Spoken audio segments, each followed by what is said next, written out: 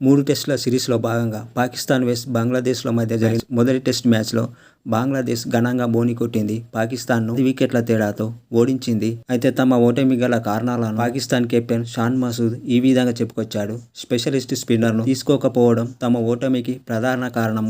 తొలి ఇన్నింగ్స్లో కాస్త ముందుగా డిక్లేర్ చేయడం ఓటమికి కొంతమేర ప్రభావం చూపించింది. మ్యాచ్ను వేగవంతం చేయడానికి ఆ నిర్ణయం తీసుకున్నాము. ఊహించినట్లుగా పిచ్ సహకరించలేదు.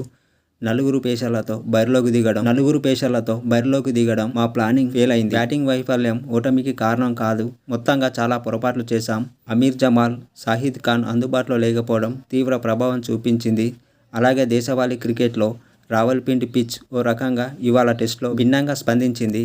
ఈ ఓటమి ఓ గుణపాఠం. స్వదేశంలో పిచ్ల నుంచి ఏం ఆశించాలో తెలిసొచ్చింది. ఈ పొరపాట్లను పునరావృతం చేయకుండా చూసుకుంటామని పాకిస్తాన్ కెప్టెన్ షాన్ మసూద్ వెల్లడించాడు.